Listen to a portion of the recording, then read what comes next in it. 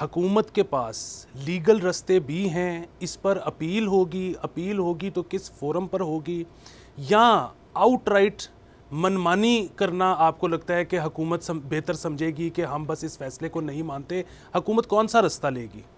देखिए, हुकूमत ने तो पहले एक रास्ता लिया, उन्होंने नज़रसानी की दरख्वास्त जो है वो सुप्रीम कोर्ट में दायर कर दी हुई है, और उसके बाद फिर पीपल्स पार्टी ने जो हुकूमत की इत्तेहादी जमात है उन्होंने सुप्रीम कोर्ट में नज़रसानी की दरख्वास्त दायर कर दी हुई है। सुप्रीम कोर्ट का फैसला है, सुप्रीम कोर्ट का फैसला आइन और कानून के मुताबिक होगा तो रियासत बिल्कुल उसके ऊपर अमल दरामद करने की पाबंद है, और अगर सुप्रीम कोर्ट का फैसला जो है वो आइन और कानून के मुताबिक नहीं है, हुकूमत समझती है कि ये आइन के ख़िलाफ़ है, कानून के ख़िलाफ़ है, सुप्रीम कोर्ट के अपने तयशुदा असूलों के ख़िलाफ़ है, तो उसके ऊपर बिल्कुल अमल दरामद नहीं करना चाहिए, बल्कि उस फैसले के ख़िलाफ़ हर तरह की आइनी और कानूनी जो है वो चाराजोई करनी चाहिए। बार बार इस बात की निशानदेही करनी चाहिए कि ये फ़ैसला जो है वो किस तरीके से आइन में रीराइटिंग नहीं, आइन की तहरीफ करने के मुतरादिफ है। सुप्रीम कोर्ट खुद अपने फ़ैसलों में ये कहती है कि अगर कोई भी फ़ैसला, किसी भी अदालत का फ़ैसला, चाहे वो सुप्रीम कोर्ट ही हो, वो फ़ैसला अगर आइन के आम और सादा मानियों, किसी कानून के आम और सादा मानी या सुप्रीम कोर्ट के किसी फ़ैसले के आम और सादा मानी से मुतसादम है, ख़िलाफ़ है, उसके बरक्स है, तो वो उस फैसले को सिरे से फ़ैसला ही तसव्वुर नहीं किया जाना, उसको बिल्कुल आपने एक कागज़ का टुकड़ा समझना है। ये खुद सुप्रीम कोर्ट कहती है, सुप्रीम कोर्ट का 9 रुकनी लार्जर बेंच है, उसका ये फ़ैसला है।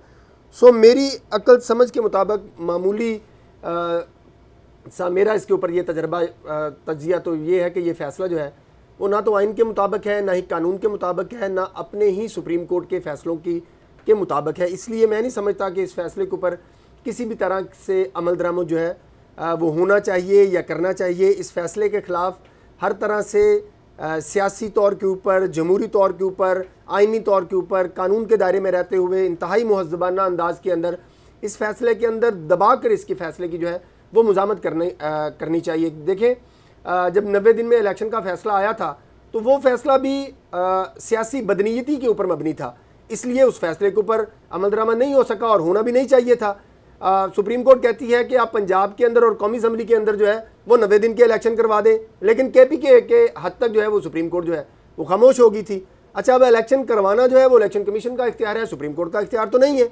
तो फिर सुप्रीम कोर्ट ने ये फैसला देकर क्या नतीजा जो है वो अखज़ किया? कोई अखज़ नहीं किया।